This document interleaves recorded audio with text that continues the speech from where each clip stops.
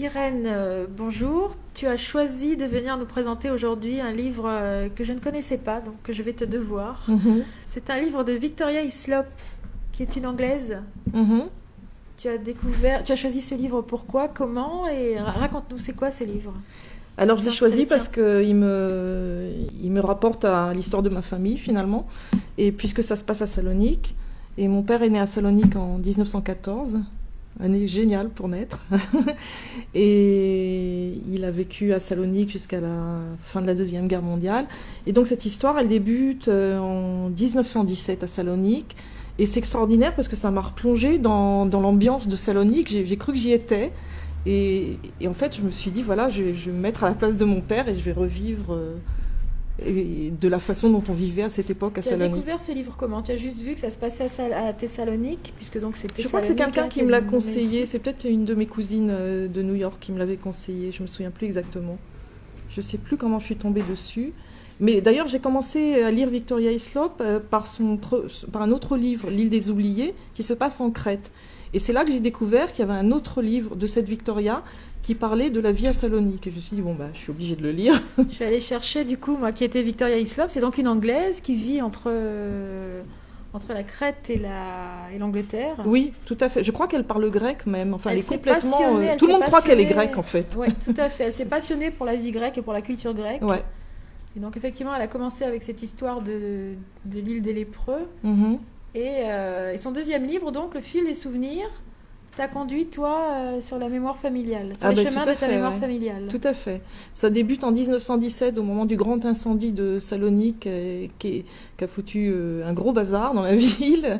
Et après, ça se poursuit dans les années 20 avec cet immense échange de population qui a été fait entre la Turquie et la Grèce. Quand la Grèce a été obligée de restituer les parties de la Turquie, la Thrace orientale ou je ne sais plus, enfin la Grèce avait reçu après la Deuxième Guerre mondiale par le traité de Neuilly-sur-Seine. J'ai découvert ça il n'y a pas longtemps. Comme j'ai grandi à Neuilly-sur-Seine, ça m'a interpellée Il n'y aussi. a pas de hasard. Ouais. Et donc la Grèce a reçu après la Deuxième Guerre mondiale par ce traité des parties de la Turquie. Les parties orientales de la Turquie, la Thrace, whatever, et une autre partie. J'ai même une carte, si tu veux regarder. Je vois. Non, c'est du Et, sérieux, c'est bien. et ce qui s'est passé, c'est qu'en Grèce, il y avait, je pense, Atatürk ou... Non, je sais plus, enfin... Les Turcs, ça leur a pas plu qu'on leur pique une partie de leur territoire. Ouais. Et donc, il y a eu la guerre entre la Turquie et la Grèce qui a abouti dans les années 20.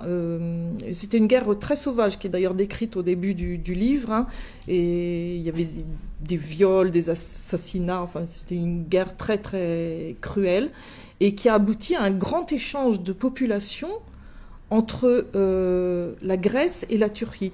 Donc la Grèce a rendu ces territoires qui avaient été occupés après la Première Guerre mondiale à la Turquie.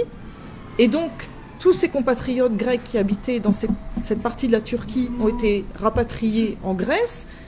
Et la Grèce a restitué les musulmans qui habitaient à Salonique à la Turquie. Donc il y a eu des échanges de population. Donc il y a eu un immense échange de population. C'est fascinant parce que c'est un truc... je ne sais pas si c'est arrivé ça a dû arriver dans d'autres parties du monde et d'autres époques, mais c'est assez fascinant. Et c'est ce qu'on découvre dans le livre quand on arrive aux années 20, je crois que c'est en 1920 ou 1922, tous les musulmans de Salonique, enfin tous, une grande partie des musulmans sont rapatriés en Turquie. Ces gens sont partis de leur plein gré? Non.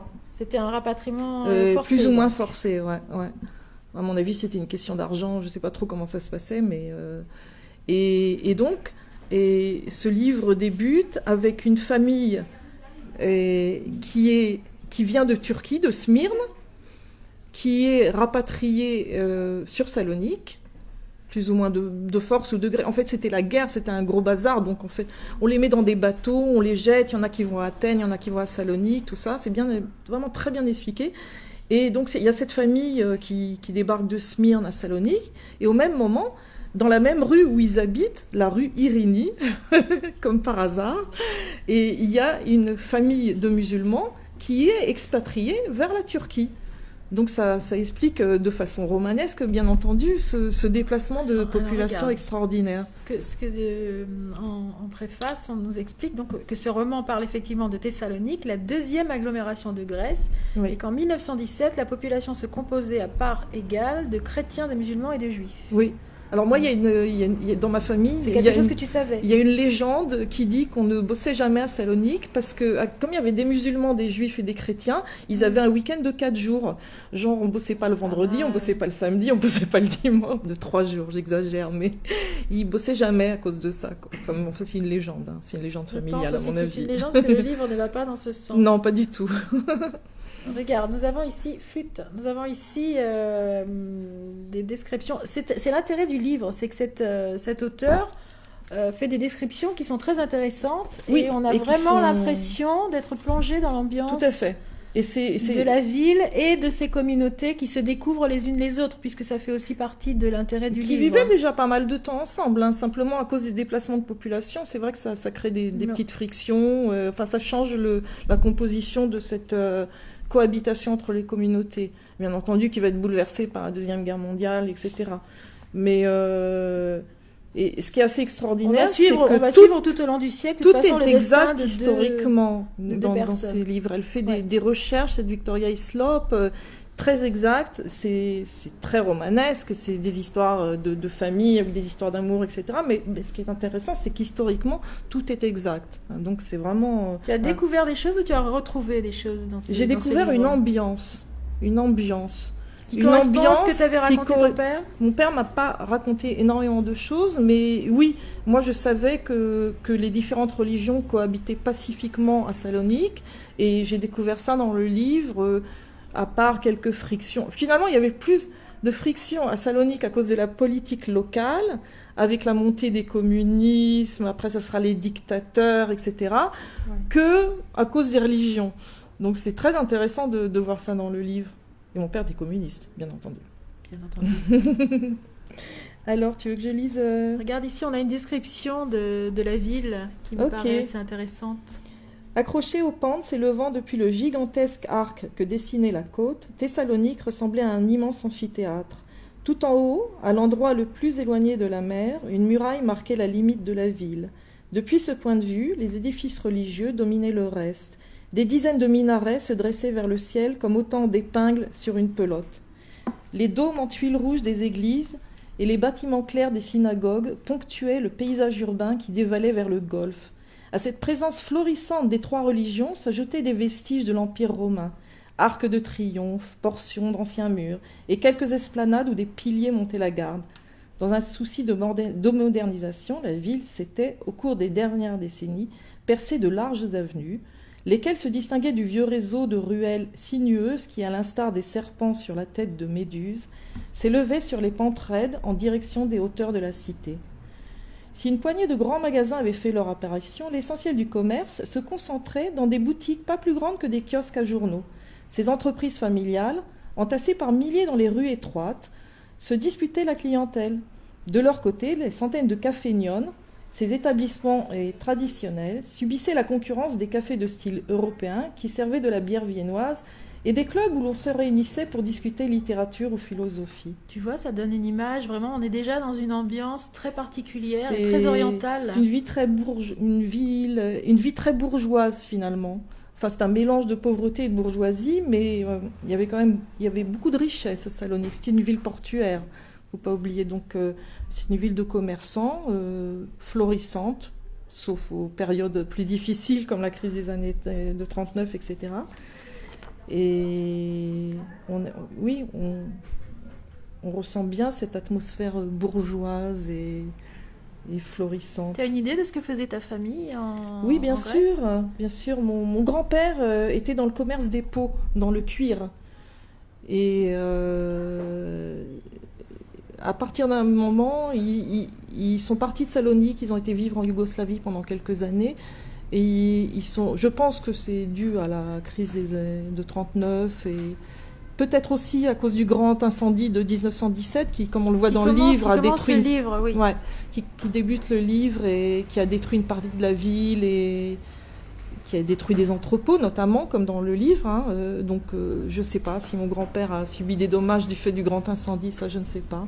Mais en tout cas, ils sont partis en Yougoslavie quelques années. Ils sont revenus juste avant la Deuxième Guerre mondiale à Salonique, malheureusement, pour être déportés. Et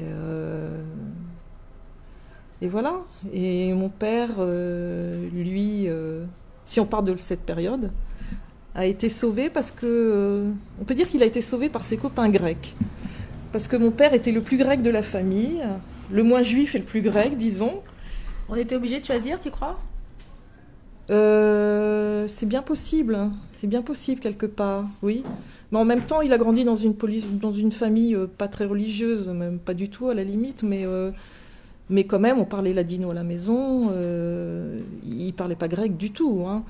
Ils apprenaient des tas de langues. Tous les ans, ils avaient une nounou qui venait d'un pays étranger. Donc mon père connaissait 10 langues comme ça. Il y avait une nounou, une année, il y avait une nounou italienne. L'autre année, il y avait une nounou espagnole. C'était une famille bourgeoise. Oui, j'allais dire, c'est un signe luxueux d'avoir une grande maison à Salonique qui n'existe plus. Et comme mon père avait plein de copains grecs, malgré tout, et qui parlaient le grec, ce qui n'était pas commun dans les familles juives de Salonique, donc, puisque tout le reste de ma famille de Salonique ne parle absolument pas le grec. Il était resté au ladino ? Et il était aussi aspirant de l'espéranto. J'ai une très belle photo de lui avec ses potes grecs et l'espéranto écrit derrière. Il parlait déjà espéranto ? C'était l'époque, oui, je pense que c'est l'époque où on a inventé l'espéranto. Ouais, vers les années 30 ou quelque chose comme ça. Donc il parlait grec, il parlait ladino et il a eu envie d'aller vers une autre langue. Oui. Enfin, il parlait déjà pas mal de langues à mon avis, à cause des nounous en question. Je pense que le français, on a dû lui apprendre très jeune. C'était les familles bourgeoises de l'Orient où on apprenait des langues très tôt. Déjà, la culture française, c'était quelque chose de très important, donc on apprenait directement le français aux enfants. Je ne sais pas exactement si c'était à l'école ou je ne sais pas trop. Mais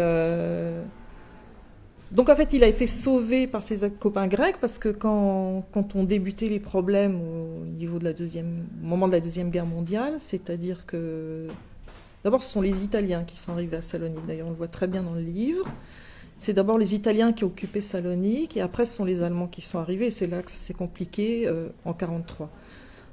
Donc les déportations et tous les transports de Salonique ont été effectués en 1943 sur plusieurs mois. Oui, la communauté de Salonique était une communauté très importante. 42 000 juifs. 42 000 juifs. Décimés. Après la guerre, il en restait plus que 2 000 à Salonique. Ceci dit, entre-temps, il y en avait aussi qui étaient partis ailleurs. On revient au temps où c'était doux et tendre entre les communautés. Regarde, j'ai une description ici que je trouve très jolie. Donc le héros Dimitri se retrouve dans une rue qui passait pour pauvre aux yeux des riches et qui accueillait une communauté florissante, donc la communauté juive. Vivre dans une telle proximité tendait à rendre les gens plus tolérants que l'inverse. Voilà comment allait la vie rue Irène, où la tolérance était le maître mot et où tous savaient faire preuve de discrétion. Mais tu sais ce que ça veut dire, Irénie en grec ? Non. Ça veut dire la paix. Magnifique. Mais c'est pas un nom qui a été choisi par hasard. Mais je crois que c'est vraiment une rue qui existe à Salonique. Je pense que de toute façon, comme tu l'as dit, cette Victoria Hislop, elle est très documentée. Elle est très très documentée. Et en fait, elle a connu, j'ai lu un peu des passages sur elle. Elle a connu la Grèce. Elle a été fascinée par ce pays et elle a eu envie d'imaginer ce que la vie avait pu y être. Mais c'est extraordinaire parce qu'il y a un ressenti, on a l'impression qu'elle a vécu à cette époque finalement. Elle parle, mais exactement, elle a essayé de mettre une histoire sur des sentiments que lui avaient inspiré des lieux. Oui. Et c'est une jolie démarche, mais qui donne un résultat qui a eu. C'est extraordinaire. Pour moi, c'est extraordinaire. Puisqu'elle publie un best-seller après l'autre. Oui. Les gens se reconnaissent. Donc, énormément de succès, dans son style et dans sa prose. Oui, mais ce qui est extraordinaire, c'est que, mais d'ailleurs, j'ai donné ce livre à ma cousine de Salonique, qui est née en 1939 à Salonique, et elle a trouvé ça extraordinaire. Bon. C'est vrai qu'elle est née en 39, elle ne se souvient pas de grand-chose parce qu'elle a été déportée à l'âge de 4 ans à Bergen-Belsen, mais elle a trouvé ce livre extraordinaire. Donc ça veut dire que même les gens de Salonique sont sensibles à ce bouquin. Et regarde, on continue avec cette rue Irénie qui nous plaît, donc, puisque c'est la rue de la paix, on va y rester un peu. C'est pas par hasard que je m'appelle Paix. Non, mais c'est très beau. Et mon frère, c'est Olivier. Magnifique. C'est bien, c'est constant. Regarde, on a ici un passage qui décrit donc une scène de vie dans cette rue, dans cette famille Moreno, donc qu'on va suivre tout au long du livre. Et c'est intéressant parce que de tout temps, il semble que les communautés ont eu envie de se souvenir de leur passé, de leur tradition et d'en parler, c'était très ouvert. Transmettre toujours. Donc déjà, ils se racontent à eux-mêmes toujours leur histoire pour la garder et pour la perpétuer. Ça ressemble à ce que tu viens de faire d'ailleurs, tu sais, quand tu as commencé. Regarde, tu vas voir que la mamie Moreno, elle parle à ses enfants comme ton père t'a parlé. Regarde, tu veux bien nous lire ce passage? Oui, bien sûr. Alors, les mois s'écoulèrent joyeusement rue Irini. Les températures ayant chuté, les habitants passaient plus de temps dedans que dehors. Rosa Moreno se présentait 5 fois par jour et après la tétée de la fin d'après-midi, restait souvent 1 heure ou plus avec son fils qui l'accompagnait. Parce que dans ce livre, en fait, c'est joli parce qu'une mère allaite les enfants de l'autre et intercommunauté. Donc, philosophiquement, je veux dire, c'est extrêmement joli. C'est la mère juive, C'est la mère juive qui nourrit un enfant chrétien. Ouais. Mais quelle importance, elle nourrit l'enfant de son ami. Exactement. Il arrivait aussi qu'Olga et Pavlina se rendent chez les Moreno en compagnie de Kyria Ekrem, qui est donc musulmane, et de ses filles. À la lueur vacillante d'une bougie, on se racontait des histoires. Il y avait toujours une part généreuse de toupishti. Alors le toupishti, moi j'en ai mangé dans la famille. Le gâteau traditionnel juif au miel et aux noix que Rosa préparait pour accompagner le café. Elias, sur les genoux, elle relatait l'arrivée de ses ancêtres en Grèce 4 siècles auparavant. Elle en parlait comme s'ils avaient débarqué plus tôt le jour même. Le sultan a accueilli à bras ouverts les 20 000 juifs chassés d'Espagne, expliquait-elle d'un ton légèrement outré. Les monarques catholiques doivent être fous pour expulser les juifs. Leur présence enrichit la Turquie et leur absence appauvrit l'Espagne, s'était-il écrié. De temps à autre, une phrase en ladino lui échappait et elle la traduisait aussitôt. Et nous portons bien ici. Nous représentions la part la plus importante de la population. Il y avait des synagogues par douzaines. La ville a d'ailleurs été surnommée la Madre de Israël, la mère d'Israël. Elle aimait tant raconter l'histoire de son peuple. Nous avons recréé l'âge d'or que nous avions connu en Espagne, ici, à Thessalonique, où nous retrouvions un mélange familier de religions, musulmans, chrétiens et juifs. Nous vivions tous en harmonie. Le climat et la nourriture étaient même similaires. Il y avait des grenades, ajoutait-elle en souriant. La famille dont on parle, c'est quand même une famille aisée. Oui, tout à fait. Oui. Ça ressemble à ce que tu as entendu raconter ? Et oui, moi je sais que ma famille vivait à part cet épisode où ils sont partis vivre en Yougoslavie, où je pense que les choses sont un peu compliquées, mais je pense que c'était une famille bourgeoise. Ils avaient une grande maison à Salonique qui a été joyeusement confisquée par les Allemands quand ils sont arrivés. Et c'est à cette période, comme ce qu'on connaît de cette occupation allemande, qu'on voit dans tous les films. Ils étaient obligés de vivre dans une des pièces de la maison, alors que tous les Allemands occupaient toutes les autres pièces, et on leur a piqué tous leurs objets d'art, leurs tapis. C'est quelque chose de terrible. Chaque fois qu'on a des livres qui parlent comme ça de ces familles qui vivent des temps difficiles qui s'annoncent, nous les lecteurs, on sait ce qui va se passer, donc on lit avec un petit pincement de cœur, parce qu'on sait bien que c'est en train de dégénérer, que ça va dégénérer. Oui, bien sûr. Et c'est intéressant de voir comment toujours tu as celui qui croit comprendre ce qui se passe, celui qui refuse, bien sûr, celui dont mon grand-père faisait partie, celui qui voit mais n'a pas envie de voir, celui qui ne voit pas et ne comprend rien, celui qui essaie d'expliquer. Et c'est terrible parce que ça ressemble à ce qu'on vit toujours. Oui. Moi, ce qui s'est passé dans ma famille, c'est que mon grand-père, ma grand-mère un oncle et une tante, donc un jeune frère et une jeune sœur de mon père, étaient restés à Salonique. Pendant ce temps, mon père était à Athènes. Mon père avait très bien compris ce qui allait se passer, donc il avait fui à Athènes. Et il avait compris, il avait expliqué, il a essayé d'expliquer. Il a essayé de faire fuir ses parents en Palestine, parce que comme il avait plein de copains grecs. C'est la seule issue, la Palestine. Tout à fait. Il avait plein de copains grecs qui étaient déjà dans la résistance dès le début de la guerre, pardon. Et il avait possibilité de faire fuir sa famille en Palestine, mais mon grand-père n'a jamais voulu. Il a refusé de reconnaître la situation. Et mon oncle, qui est le seul survivant d'Auschwitz, à qui j'ai beaucoup parlé de cette période, qui est décédé il y a quelques années, et m'a raconté que lui, il voulait partir avec les partisans, parce qu'il y avait beaucoup de partisans qui partaient dans les montagnes et se cachaient dans les montagnes autour de Salonique.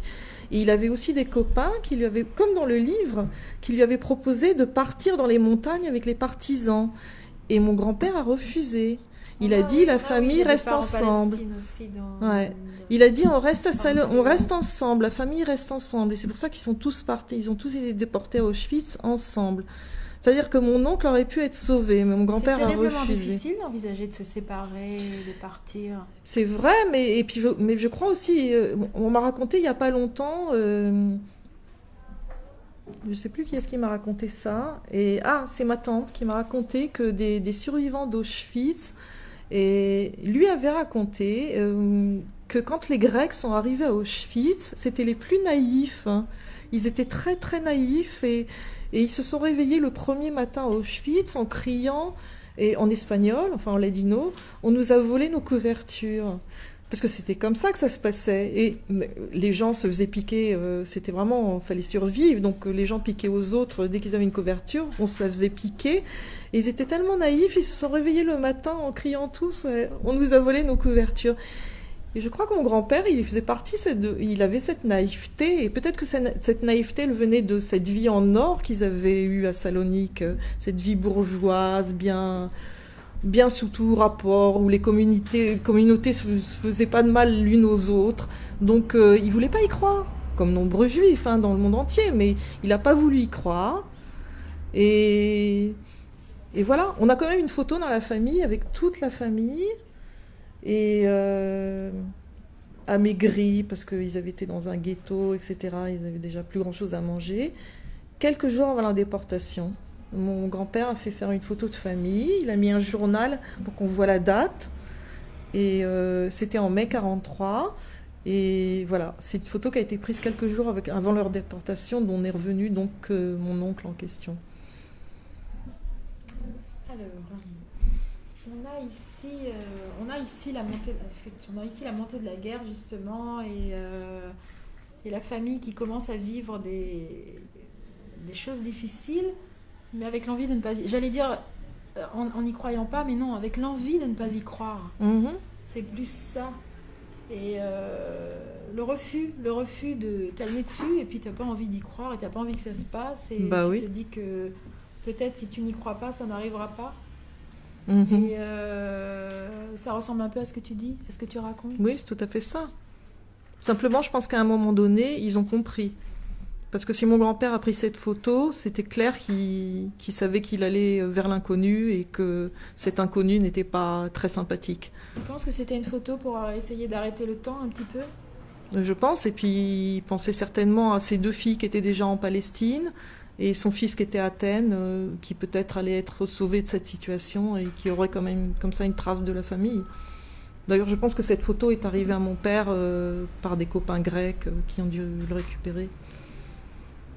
On a ici, évidemment, on a la période, quand on arrive à la moitié du livre, on a la période de la guerre qui commence. Mm-hmm. Et on a la famille donc, qui refuse de comprendre, qui refuse d'imaginer que ça puisse aller plus mal, parce que ça commence à ne pas aller très bien.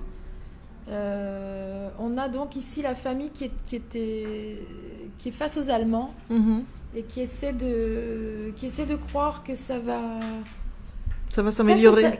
Que ça va s'arrêter au moins, que ça ne va pas aller plus loin. Et on a justement une description assez intéressante. Je ne sais pas comment elle a pu avoir avoir ce genre de... Comment elle a pu ressentir ça, cette Victoria Hislop? Elle a sûrement recueilli des témoignages, c'est pas possible. Qu'est-ce qui a pu lui donner comme ça parce que je crois vraiment que cette description est juste d'une famille qui n'a pas envie que ça se passe et qui essaie de toutes ses forces, regarde, si tu veux bien nous lire ici, qui essaie de toutes ses forces de contrer le sort. Ouais. De conjurer le mauvais sort ou de contrer la... Alors c'est la mère de famille qui parle. On peut dire ça. Regarde ici, tu as la sentinelle qui monte la garde. Les sentinelles montaient continuellement la garde devant leur tente de fortune, et pourtant ils avaient l'impression que leur langue constituait un sanctuaire inviolable. Pour les Allemands, le ladino n'était qu'un mélange de sons incompréhensibles. Par ladino entre eux, donc en ayant l'impression de se protéger. Oui, bien sûr. À Thessalonique, un débat faisait rage. Si Isaac regardait chaque jour ses frères juifs perdre connaissance ou mourir, une étincelle d'espoir s'était soudain allumée. Pourrait-il enfin, comme on le laissait entendre à leur famille, être tous libérés? La communauté juive s'était en effet vue offrir la possibilité de racheter les travailleurs, et le prix avait été fixé à 3 millions de drachmes. Poussés par le désespoir, tous cherchèrent à réunir l'argent. Une suggestion vit alors le jour. Qu'il était impossible de rassembler une telle somme, les Juifs pouvaient payer en nature en cédant leur cimetière. Depuis longtemps, la municipalité rêvait de mettre la main sur ce vaste terrain au cœur de la ville, et il fut estimé au même prix très exactement que celui de la rançon. La communauté juive connut une vive agitation. Dans l'atelier des Moreno, la plupart des employés avaient enterré leurs parents dans ce cimetière historique. Bien des larmes de colère et de frustration coulèrent. « Mais la valeur de nos ancêtres est inquantifiable, protesta l'un des plus anciens tailleurs. Nous ne pouvons pas permettre une chose pareille. Et certaines de ces tombes ont plus de 500 ans. Écoutez, les défunts sont déjà morts, tandis que mes fils, eux, sont bien vivants, argua un autre, qui en avait 3 en camp de travail. Comment pouvez-vous considérer que nous avons le choix ? Chacun avait son point de vue et tous se défendaient. Caterina avait remarqué que Kyria Moreno inventait toujours une excuse pour quitter la pièce au moment où la discussion s'engageait sur ce terrain. 1 ou 2 fois, la jeune femme l'avait suivie et l'avait trouvé qui pleurait en silence dans l'une des réserves. « Dès que je pense à Isaac, j'ai le terrible pressentiment que je ne vais jamais le revoir, lui dit-elle un jour.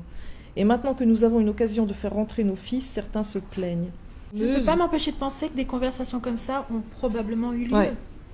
Et il y a l'histoire à Salonique, avant la déportation, justement avec ce travail forcé auquel on envoyait les Juifs, et qui s'est placé sur la place de la liberté à Salonique, Plaka Eleftheria. Eleftheria en grec, c'est la liberté. Et à un moment donné, les Allemands ont rassemblé tous les Juifs d'un certain âge, les jeunes Juifs, et ça, mon oncle me l'a raconté, et sur cette place, et pour les humilier, ils l'ont laissé plus de 24 heures en plein soleil, en plein été. C'est raconté dans le livre d'ailleurs ça. Et ils sont tombés comme des mouches d'insolation, de fatigue, et on les envoyait au travail forcé, donc ils étaient déjà en mauvaise situation. Et voilà. Et c'est là, à Salonique aujourd'hui, où il y a le monument de la déportation, à côté de cette place où je suis allée il y a quelques années. Et c'est un des événements majeurs de la pré-déportation à Salonique, ce rassemblement sur la Plaka Eleftheria par les Allemands. C'était un moment d'humiliation. Le but du jeu, c'était d'humilier les Juifs. Et effectivement, il y avait ce système de rançon et de réclamer une rançon. En fait, ils ont fini par libérer les Juifs en réclamant une rançon. Ça fonctionnait de la même façon. Tu as mis combien de temps pour retourner en Grèce ? Je suis allée en Grèce quand j'étais petite avec mes parents. Et après que pendant des années, mon père ne puisse pas y retourner à cause de la dictature des colonels. Il n'a pas été en Grèce pendant des années. Et d'ailleurs, il n'avait pas la nationalité grecque, puisque la nationalité lui a été retirée à cause de la dictature. En tant qu'ex-communiste, ça l'a fouté mal, donc il n'avait plus du tout la nationalité. Mais je suis retournée en famille il y a 7 ou 8 ans à Salonique pour la première fois. Et parce qu'évidemment, les vacances... Comment tu as présenté Salonique à tes enfants ? Je leur ai raconté l'histoire de leur grand-père.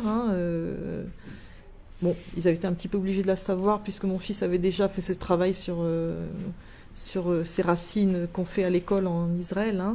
Donc il connaissait un petit peu mieux, mais ma fille connaissait un petit peu moins bien l'histoire. Et... Tu as parlé de ce livre à tes enfants? Non, je ne l'avais pas encore lu. Je l'ai lu après. Mais c'est vrai qu'il faut être allé à Salonique pour lire ce livre, quelque part. Ou alors il faut y aller après, parce qu'on ressent encore plus cette ambiance. Aujourd'hui aussi, c'est une ville très riche, c'est une ville portuaire, c'est une ville bourgeoise. Et il y a des très, très belles maisons particulières, c'est une très belle ville. Et puis il y a cette longue promenade qui finit sur la Tour Blanche au bord de la mer, qui est magnifique. Donc même aujourd'hui, quand on y va, on peut ressentir ce qu'il y a dans ce livre. C'est vraiment très, très bien décrit. Écoute, merci de nous avoir fait découvrir ce livre. Avec grand plaisir. Qui est vraiment attachant. En plus, les héros sont attachants et puis l'histoire est belle. Ah, puis il y a une belle histoire d'amour, évidemment. C'est romantique, mais ça, par contre, c'était pas inattendu. Ouais. Merci beaucoup. De rien.